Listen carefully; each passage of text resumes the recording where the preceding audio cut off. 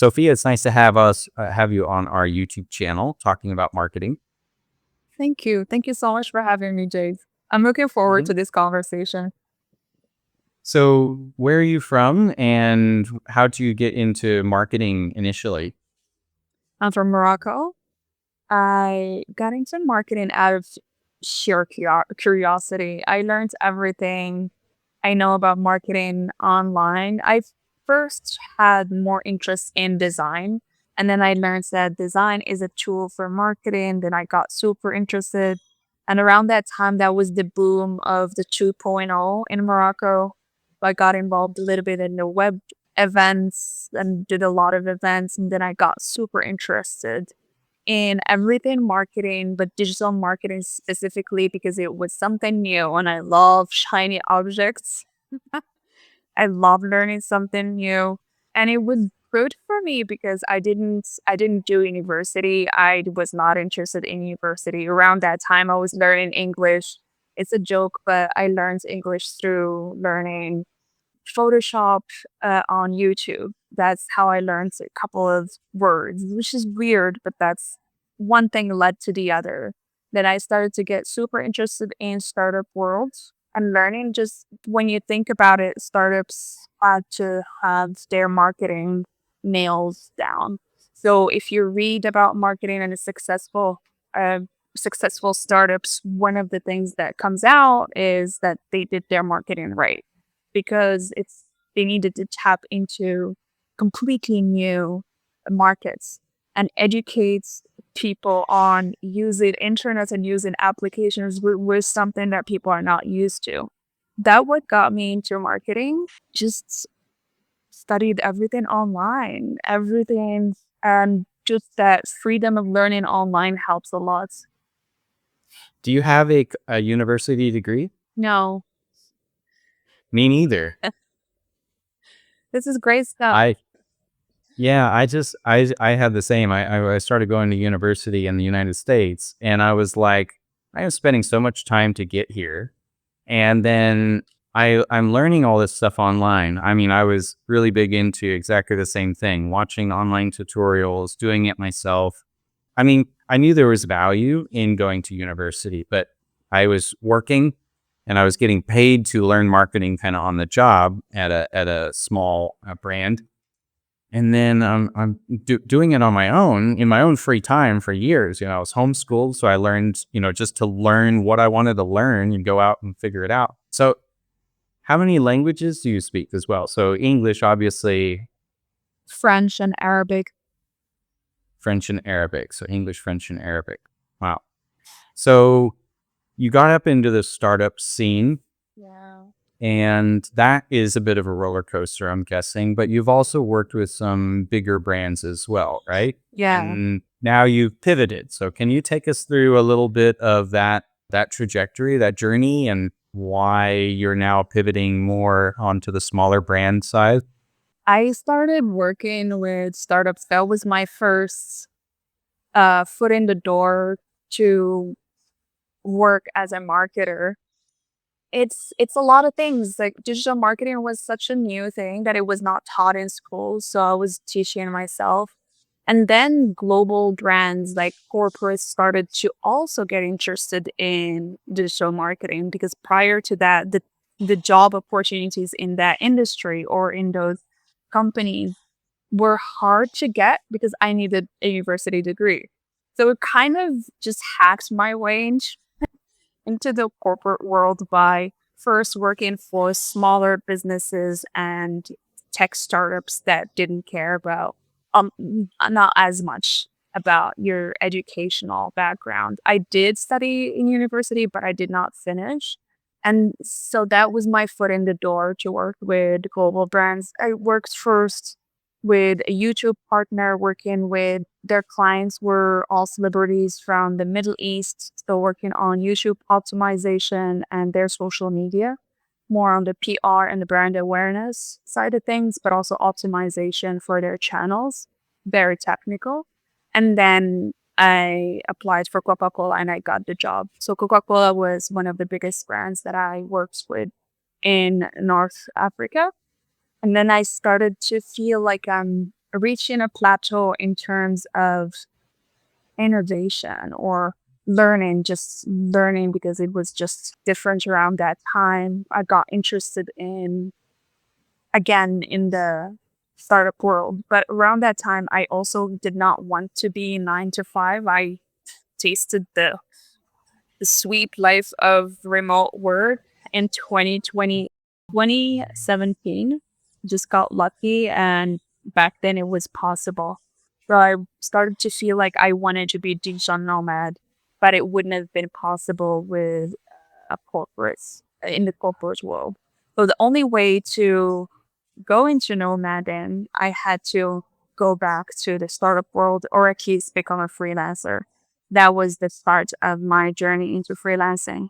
Interesting. And then you've been pivoting in the kinds of brands that you want to work with, based on your experience and things like that with larger brands and startups.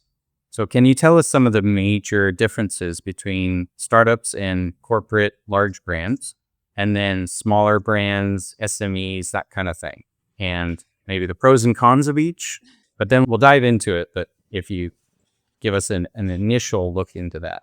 Wow, there's so many differences. It feels like it's completely different worlds. Working in a corporate structure, first of all, there's a lot of rigidity. It's a structure. It's very bureaucratic. There's a certain way to do things and you have to respect it and go by it. And any diversion, you'll have to find a way to sell your ideas all the time. So it's a lot of politics. You have to also be a great communicator.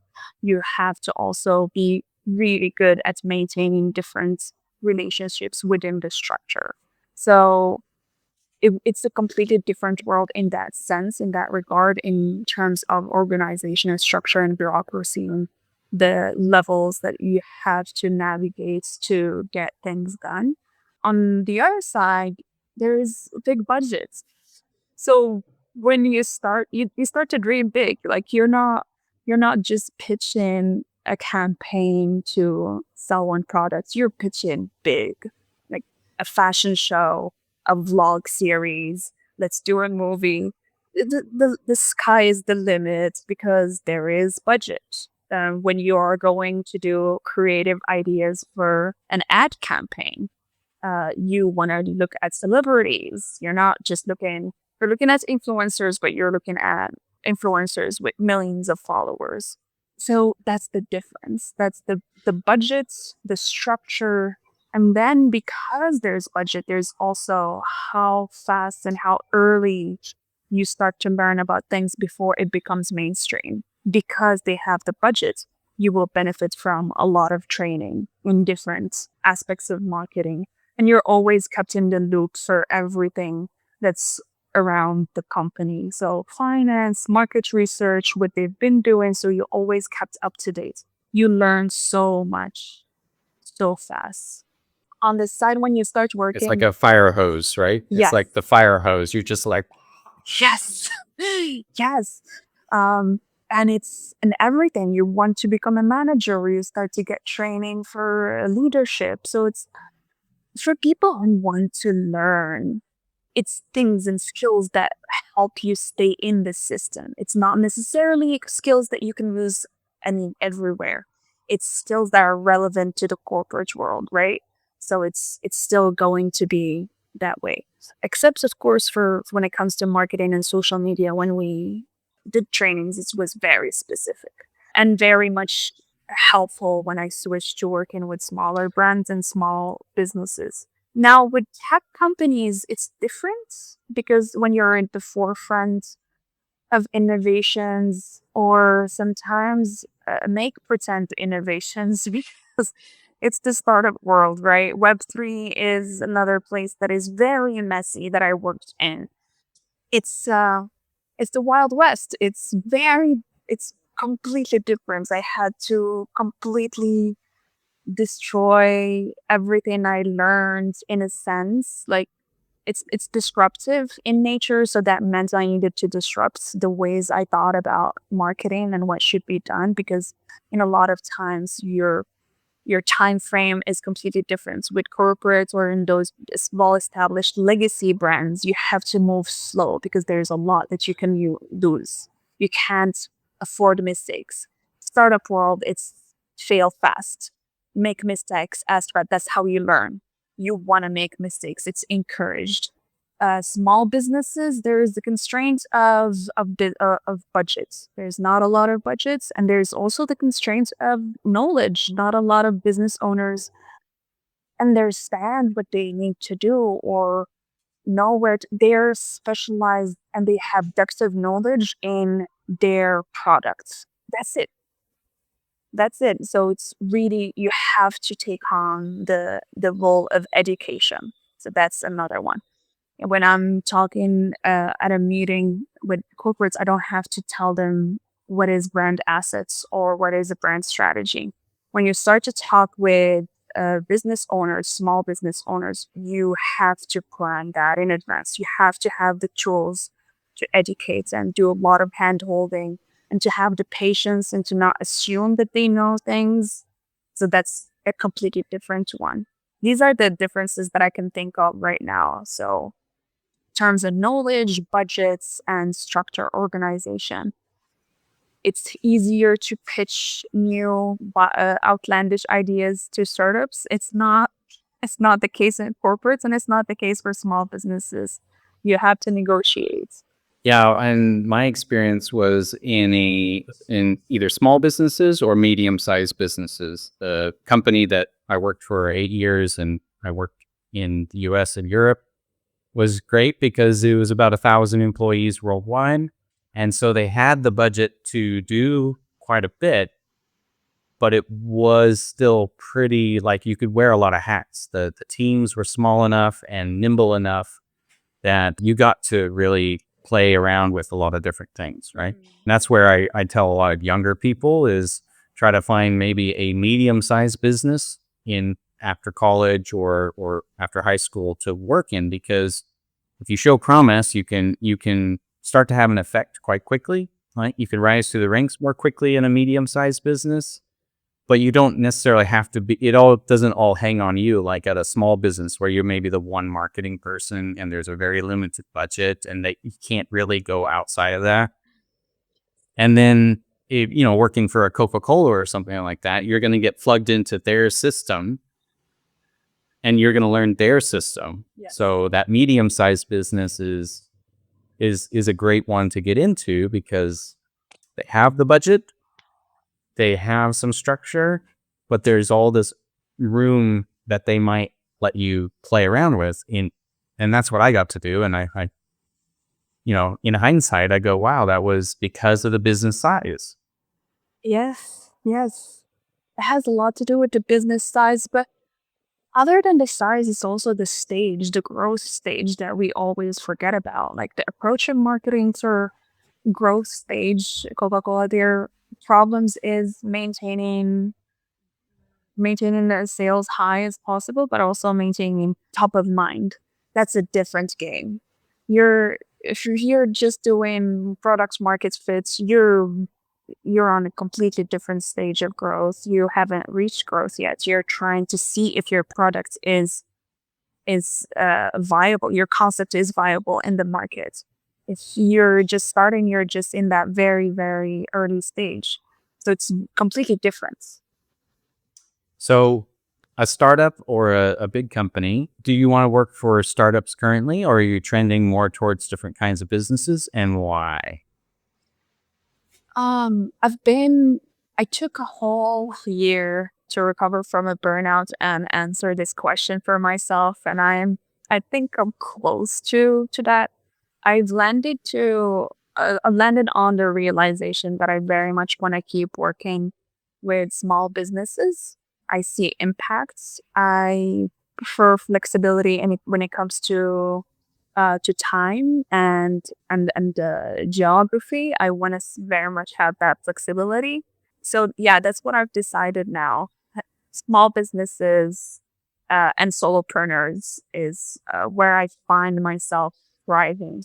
So with my experience with startups has been minimal, but that's partially because I've avoided them as much as possible. I was working in a company selling woodworking equipment that had been doing it for 30 years, right? And they had the market share worldwide.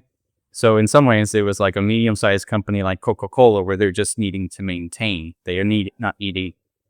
They were breaking into some new markets for sure, but they had existing sales to power through and work on those new markets over time.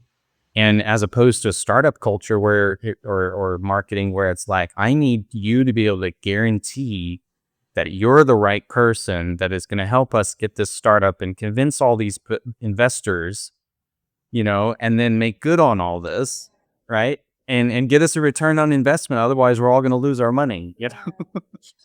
Like, and we need to do that in 6 weeks. Yeah. Or that there's this kind of BS as far as like, let's make it look like we're doing well because eventually we'll catch up. Yes. I'm sure we will, almost like the Fire Festival debacle, right? Yes. It's very much like that. Yes. What kind of words of wisdom can you give to business owners and marketers who feel a bit constrained by budget? They're like, I'm just a small business. I can't do a fashion show. I can't do all these things. But you have the inside track on that. So what are your thoughts on that? This is something from the startup world that I like the most. Is a lot of people are now debating whether or not it's good, but I will still believe in this, the keeping things lean. In terms of marketing, low effort or high effort, low budgets at first, especially when you don't have the budgets. You don't have the budgets, chances are you're not supposed to do much. You're not supposed to dive into Google ads. You're not supposed to put a lot of money in Facebook ads. Chances are what you need to be spending time in is talents, uh, in my opinion.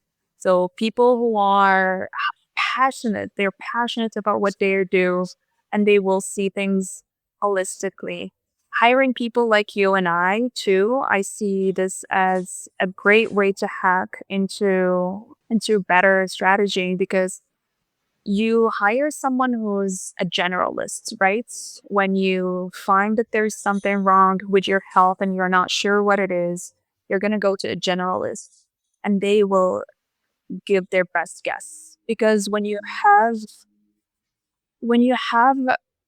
an experience with a lot of marketing practices, performance marketing, brand strategy, business. So you've done a little bit of everything. You start to recognize patterns. You start to look at the business and see things differently. For example, with the client that we're working with together, they asked me, should we send email campaign to a lot of our customers get stuck in the carts. So I want send a reminder.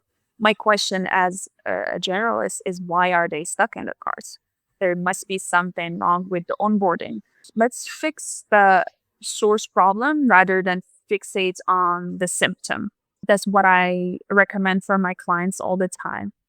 And another one is why you need a generalist is that they will refer you to people that we know people. We need, because we're not specialists, we know people. We work with a lot of people in the industry. We know people that will come in and do exactly what's needed from them and do it efficiently and do it fast. Because what you don't want to waste time. You don't want to waste your finite resources. You don't want to waste a lot of money and budgets investing in agencies that you don't know, are not recommended, are not tried and tested. So you want someone that will recommend someone. So recommendations, community centered.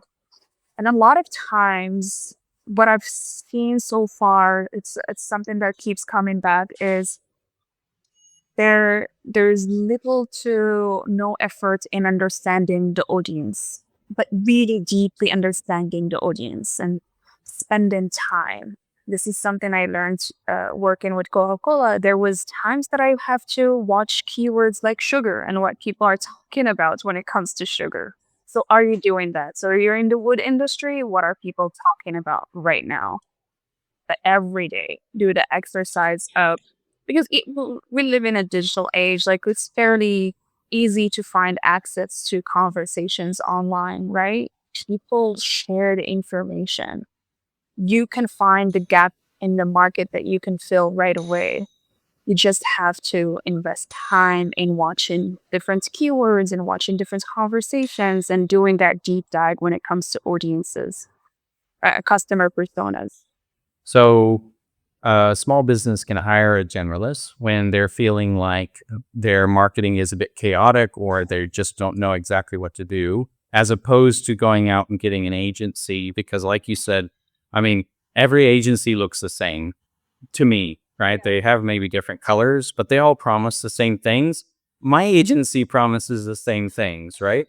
But not all agencies are ideal for certain customers. There might be at different stages, and very few agencies are going to turn down the opportunity to keep their people employed, right? So, Hmm. but hiring a generalist, for example, yourself freelancing, and allows someone to bring you on. You look at things holistically. You're able then to help them understand what the next steps should be, right? Yes, yes. Very So how many customizable. clients can you work with at a time at the moment? Ideally, like, so you've come out of a time where there was, let's say, some burnout from previous clients that you had worked with. So now, ideally for you, I mean, people might be listening to this as potential digital nomads or freelancers. So are 3 clients good? 5 clients? Or what are you looking at as keeping your work-life balance, but then also a little bit of stability? Because you have too many clients, it's overwhelming. You don't live. You have too few clients. I know this as well. You have too few clients, and then suddenly you're worried about how to pay the rent. Exactly, exactly. I've navigated both multiple times. I found myself in both situations multiple times. Um, it really depends. I hate this answer, but it really depends. It depends on the agreement that you have with clients. Right now, I have almost like a fractional CMO agreement where I come in 2 days and I have a bird's eye on all the operations and I am bringing in specialists and doing this uh, coordination work, but a little bit of hands on because there is budget restraints and you want to help as much as you can with the hours that you've agreed on. So, and I have another client where I'm brought in just to consult. So those are just few meetings in the week. Um, with this configuration, I can do up to 3 consultations and clients that are ongoing too. Up to 2 is more. It's as that's as much as I can do. Hopefully, I get to a point where I can delegate some of it, but I'm not there yet, and I really don't want to rush into anything. I want to keep steady. I want to bring in value to both my clients. I want to keep going as slow pace is good. This is like something I learned the hard way. Just developing these relationships. One of my clients, I was producing his podcast, and now after a year, uh, they're now telling me that they want to bring me in to the firm that they're working with and they want me to do their marketing strategy too. So it's also to keep an open mind that it pays off to move slow and to keep the lifestyle as I wouldn't say frugal, but as modest as possible to keep the spendings very low as possible if it's possible. For me, I have the privilege of being a single household, so I don't have any dependents. So I like me. I'm very fortunate in that regard, or less fortunate. I don't know. So I don't have a lot. I just have to care after myself and make sure I pay the rent and pay my bills. So I can at this, and I wish I had known to do this a few years ago. I would have been in a different position. But hindsight comes with lessons that you can't use right now it's too late. What I am applying right now is to make sure that um, the overhead is kept low so that I can acquire as much experience in a not a hard not experience in marketing necessarily, although I'm always a student. I'm always looking to learn because I'm learning different industries. I'm learning about their business in industry, but also to learn about how to make your work. That's the expertise parts, right? You learn how to make your work efficient and build systems. That's another level of being a freelancer. You start to look at things as a system. How can I make this as my methodology? I'm starting to see patterns. I'm starting to see these problems that a lot of clients are coming up with. And so I hire myself as a client too to work on that. So I'm also my own clients to add to that rotation, if that makes sense. Yeah, I mean, well, the approach that you're talking about allows you to build a reputation and give referrals, right? Referrals are based on good experiences, and then a lot of times when clients bring us on, they don't know what they need. They think that they do. They often don't. We often don't know what they need initially. So I've been taking the approach of like saying, we're going to start out really slow. Let's quick wins, things that you absolutely need. Sure, let's get those sorted. But actually, what you're really going to need long term is actual marketing strategy and long term implementation. That's actually what's going to bring the most effect. But that can be an education problem because thinking that all sounds good, but then actually doing it can be quite difficult for a lot of businesses, right? It's more and less of what they expected at the same time. But once you prove your value, on a few small things and not tackling it maybe too as much as you could have initially, you prove like, wow, that they had a really sensible idea there. They put it into place. Yep. Boom, wow, good. We're already seeing the benefits of that. Um, Many smaller businesses, business owners are very, very busy and they're trying to run I mean, a small business doesn't mean it's not complex. They're often very, very complex businesses.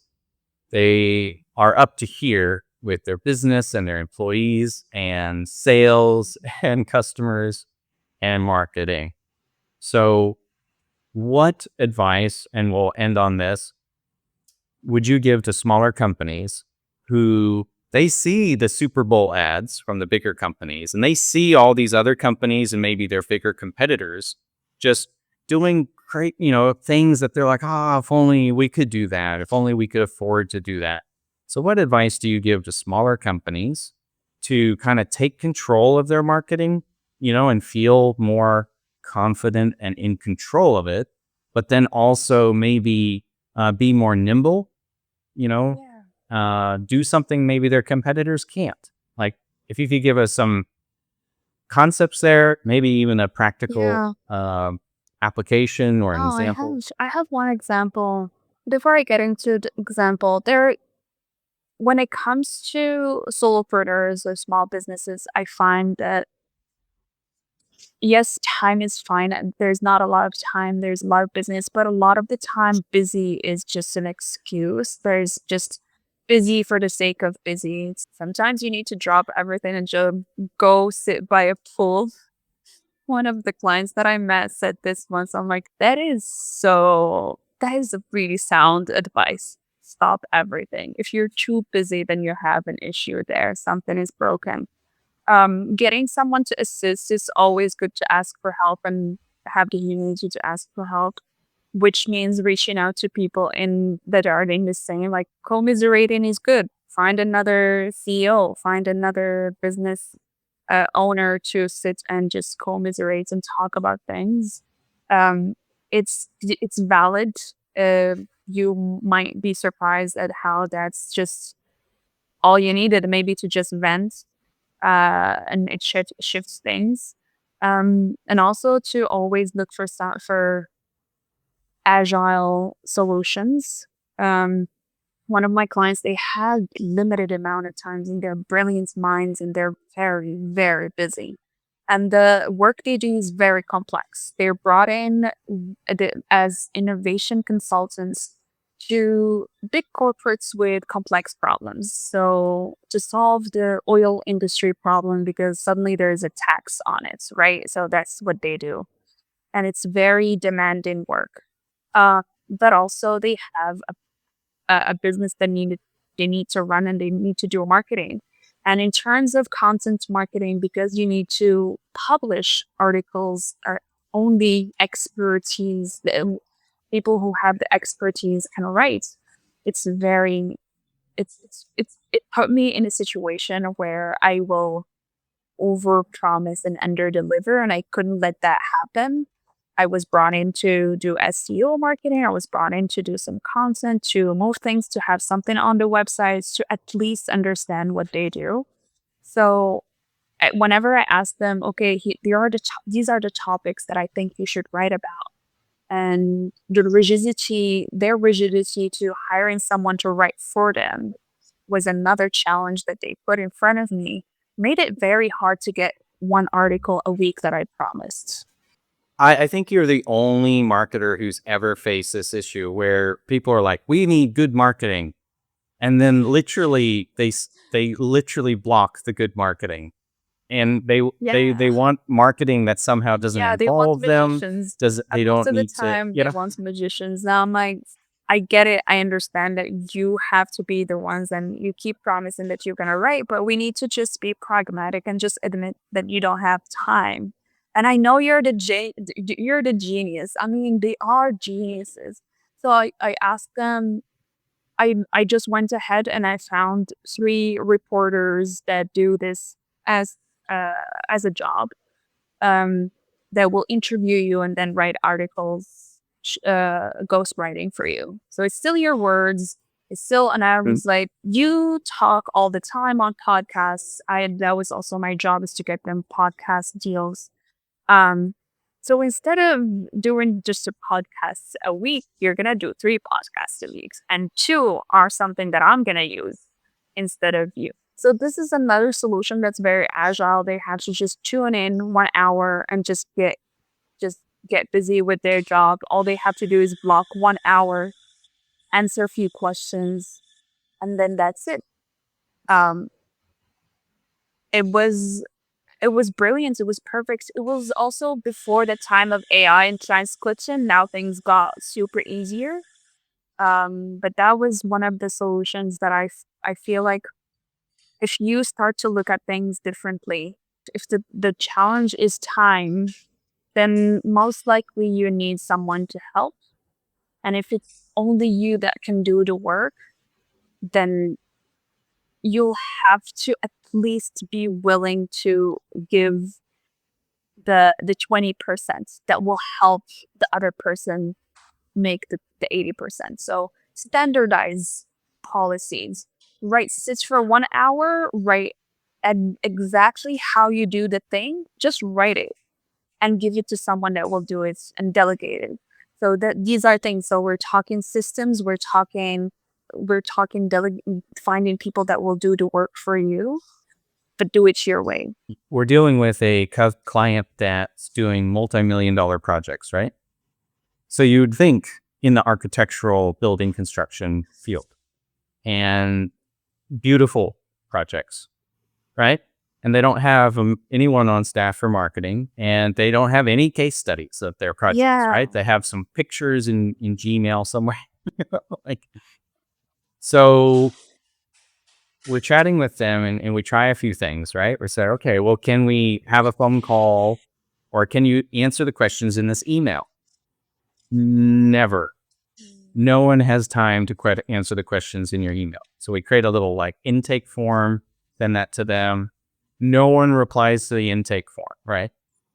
And this was high priority. We absolutely need case studies. But of course, I don't have any information on the project, right? They can't supply any information. A lot of it's confidential. So there's only stuff that they'll give me. So, of course, what we did is very similar to what you're just saying.